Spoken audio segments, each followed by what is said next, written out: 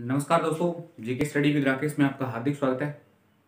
दोस्तों, हम last video lecture में विश्व इतिहास के तहत पुनर्जागरण पढ़ रहे थे और पुनर्जागरण में हमने पुनर्जागरण की पृष्ठभूमि यानी उसका परिचय पढ़ लिया था। पुनर्जागरण के कारण क्या थे वो पढ़ लिए थे, इटली में क्यों हुआ ये पढ़ लिया था और हमने देखा था पुनर्जागरण के प्रभाव, यानी पुनर्जागरण का प्रभाव हमारा चल रहा था।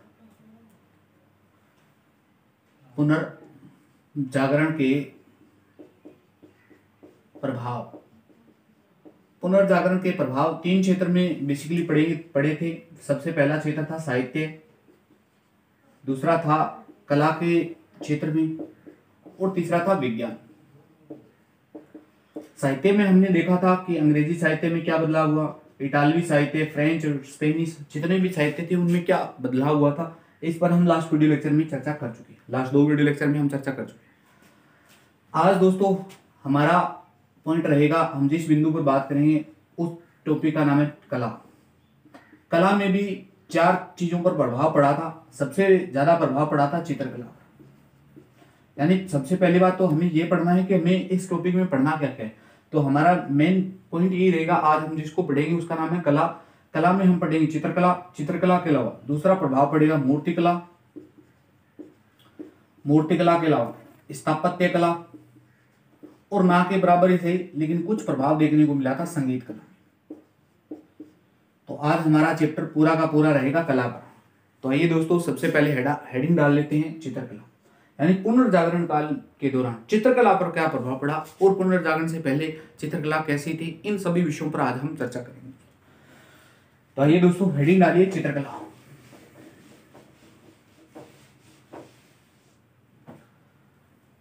बात करूं चित्रकला,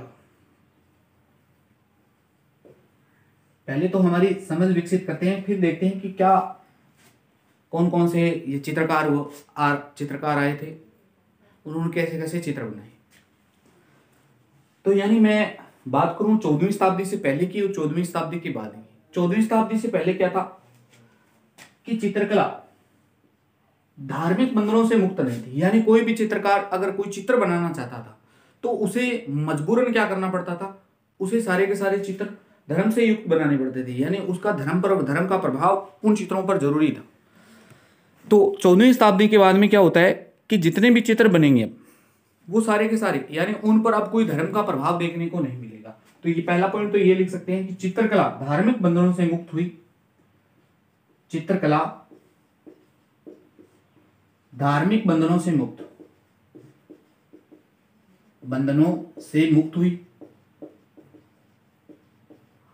अब चित्रकार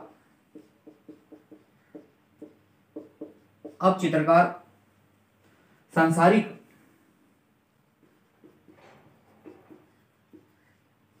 का मतलब लोक जीवन, यानी अब लोगों के चित्र बना सकते थे। पहले ऐसा कुछ नहीं था, पहले तो धर्म के ही चित्र बना सकते थे। सांसारिक व मानवीय विषय वस्तु पर चित्र बना सकते थे। मानवीय विषय वस्तु यानी इन पर अब चित्र बनाने लगे थे चित्रकार। पहले ऐसा कुछ नहीं था। दूसरा पॉइंट, पहले इन चीजों का प्रयोग नहीं होता, यानी तेल रंगों का प्रयोग नहीं होता। तेल रंगों के अलावा कैनवास, चटक रंगों का प्रयोग,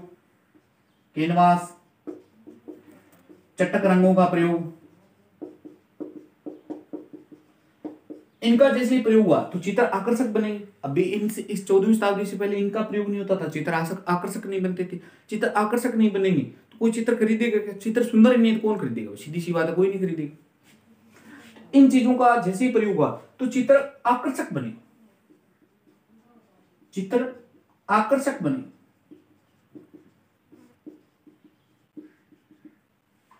और क्या हुआ, जैसे ही चित्र आकर्षक बने तो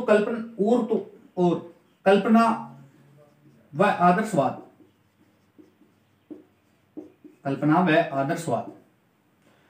के स्थान पर वास्तविक व यथार्थवादी चित्रण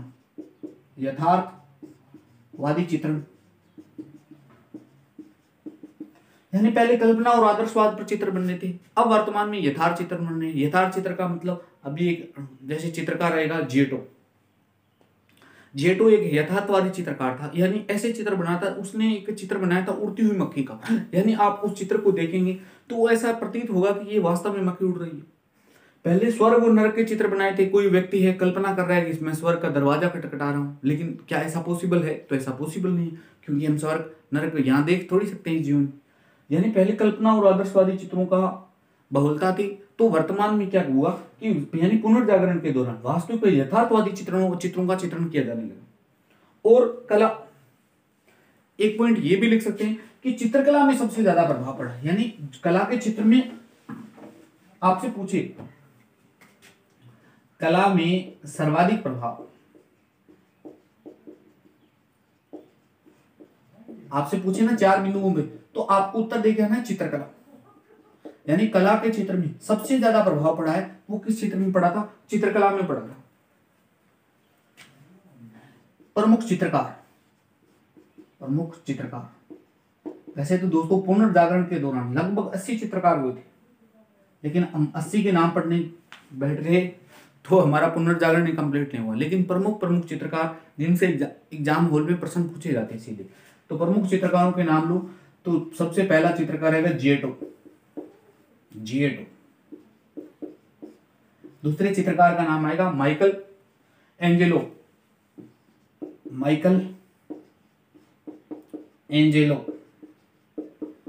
तीसरे चित्रकार का नाम आएगा दोस्तों जिनका नाम है लियोनार्डो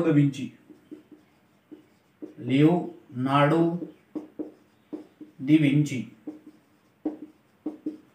तीसरे चित्रकार का नाम, चौथे चित्रकार का नाम है राफेल। एकमात्र इटली से नहीं था, बाकी सब यही से बिलोंग करते हैं। फ्रेंच होल्स, यानी ये वो चित्रकार हैं जिनसे लगभग हर एग्जाम में प्रश्न पूछा ही जाता है।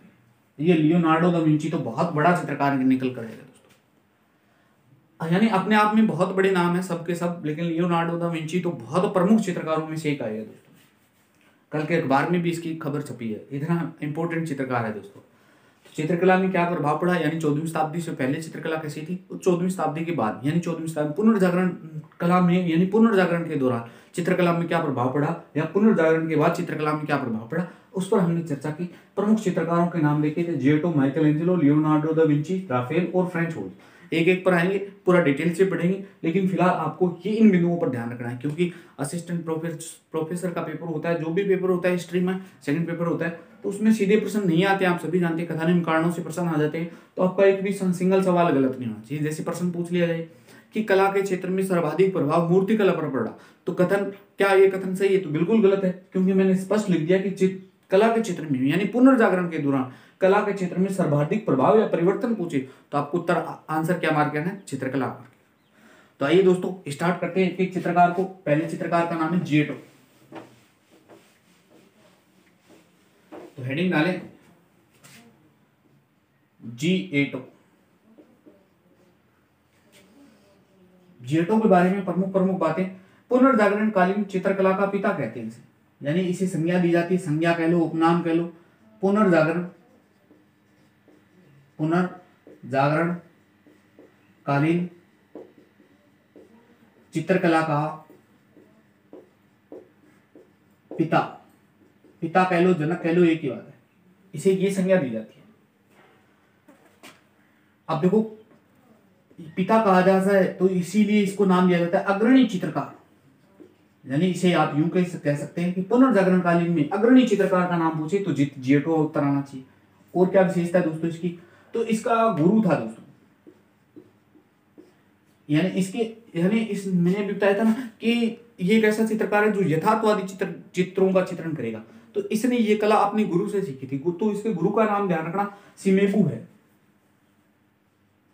सीमेबू से यथार्थवादी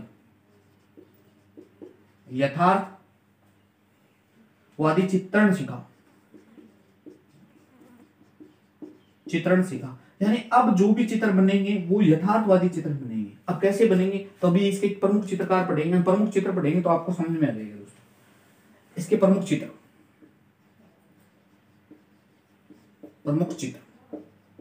कौन कौन से प्रमुख चित्र है? तो पहला चित्र है, यानी आप यूं कह सकते, पहला चित्र क्या है? तो पहले चित्र का नाम है उड़ती हुई मक्खी का चित्र, उड़ती हुई मक्खी,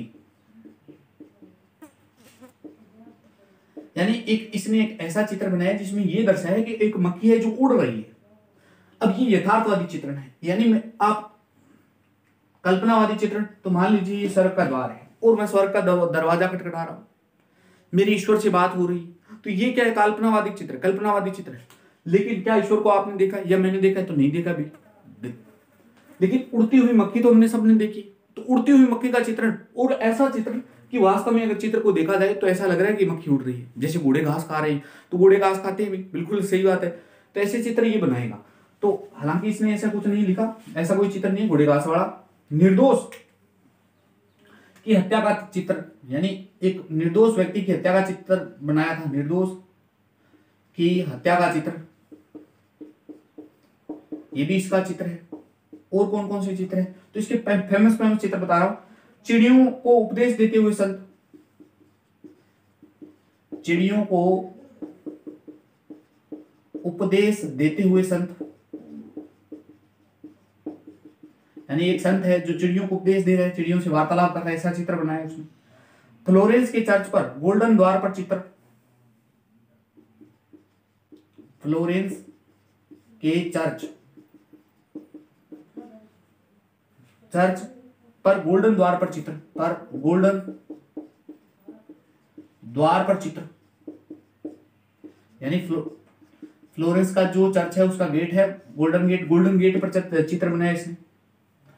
बिट्रियल का चित्र, बिट्रियल का मतलब होता है धोखा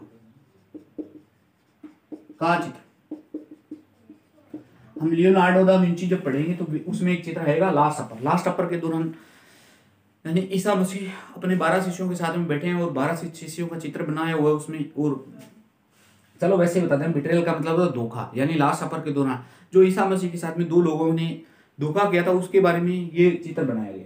आपको सिर्फ इतना ध्यान रखना प्रमुख चित्र, बाकी हम ईसा मसीह के पूरे चैप्टर में पढ़ेंगे इसको पूरा। जिएटो को की संज्ञा क्या दी जाती है, यानी आपसे प्रश्न पूछे कि पुनर्जागरणकालीन चित्रकला का पिता किसे कहा जाता है, तो जिएटो को कहते हैं। अग्रणी चित्रकार पूछे तो इसी को कहते हैं। हालांकि ये सब अग्रणी चित्रकार थे, लेकिन फिर भी अब आपको एक चुनना पड़ जाए तो उत्तर मार के आना है जिएटो। इसके गुरु, यानी इसने देखो 2 प्रश्न यहाँ, इसने यथार्थवादी चित्रण कहां से सीखा, तो अपने गुरु का नाम क्या था, तो सिम्बेबू था। इसके प्रमुख चित्र कौन कौन से? उड़ती हुई मक्खी, निर्दोष की हत्या, चिड़ियों को उपदेश देते हुए संत, फ्लोरेंस के चर्च पर गोल्डन गेट है, गोल्डन गेट के चर्च, यानी इस पर चित्र बनाया गया, और बिट्रियल का चित्र बनाया दोस्तों। तो ये थे दोस्तों सब जिएटो के चित्र। तो दूसरा चित्रकार रहेगा जिसका नाम है माइकल एंजेलो दोस्तों। तो आई होप आपको जिएटो पूर्णतः कंप्लीट हो गया। तो दूसरा चित्रकार है माइकल एंजेलो, हेडिंग डालिए माइकल एंजेलो। माइकल एंजेलो के बारे में ये तो पहली बात तो मैंने पहले ही बता दिया, ये फ्लोरेंस निवासी है। हालांकि राफेल एक नहीं था, बाकी सब फ्लोरेंस की थी। फ्लोरेंस निवासी, इसने लगभग 140 चित्र बनाए थे, 145 चित्र बनाए। इतने तो नहीं पड़े हैं, प्रमुख चित्र बने। इसका कथन है, इसका स्टेटमेंट है कि चित्र हाथ से नहीं मस्तिष्क से बनाए जाते हैं। चित्र हाथ से नहीं मस्तिष्क से बनाए जाते हैं, मस्तिष्क से बनाए जाते हैं।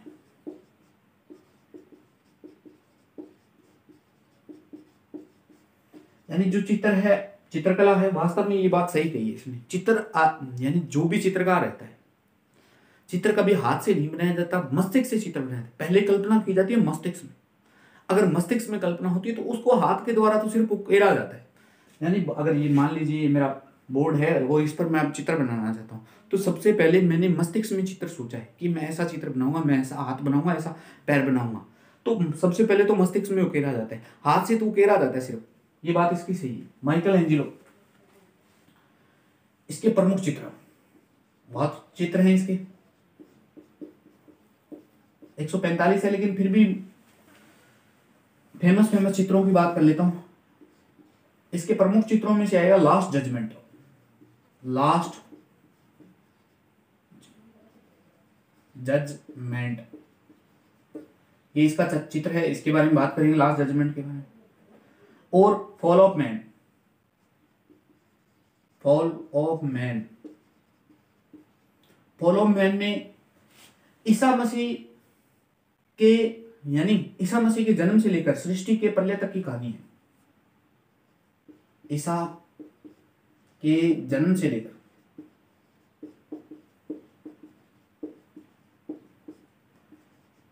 सृष्टि के प्रलय तक की कहानी, सृष्टि के प्रलय तक की कहानी, तक की कहानी है। और कौन कौन से चित्र है? तो इसका creation of God, creation of God, कहीं कहीं एडम भी लिखा हुआ है, तो ये ध्यान रखना। यानी पहले गॉड ने जिसको बनाया था एडम, ये सब कहानियां हैं, आपको नहीं पढ़ना है आपको, तो ये ध्यान रखना क्रिएशन गॉड। यानी एडम और आदि मानव जिसे कहते हैं कि युवा होती है, उसको भगवान ने सबसे पहले पृथ्वी पर भेजा था और उसको ये कहा था कि आप पृथ्वी पर कभी इकट्ठे मत हो जाना, ये पूरी सृष्टि आपकी है। लेकिन इकट्ठे हुए और 7-8 अरब हो चुके हैं, तो उसका परिणाम ये है। तो आप ये देख लेना, creation of God, God creative the earth, God creative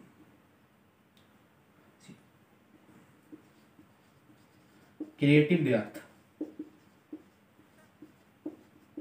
तो ये भी इनका चित्र है। और कौन सा चित्र है? तो the deluge,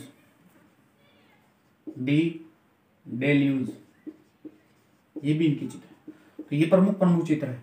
last judgement, fall of man, creation of God या Adam, God creative the earth, the deluge.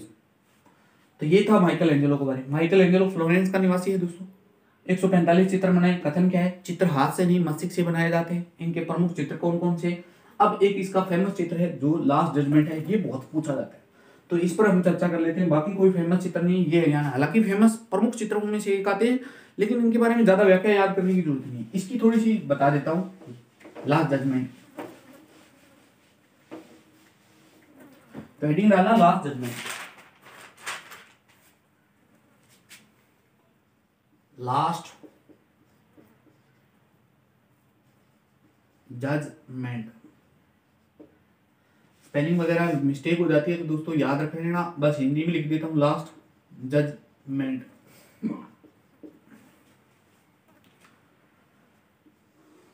ये चित्र है ना दोस्तों, सिस्टाइन चैपल है ना, वेटिकन सिटी, उस पर सिस्टाइन चैपल की, चलो लिख देता हूं, सिस्टाइन चैपल की चर्च की छत पर, सिस्टाइन चैपल के चर्च की छत पर, चर्च की छत पर 394 चित्र बने हैं।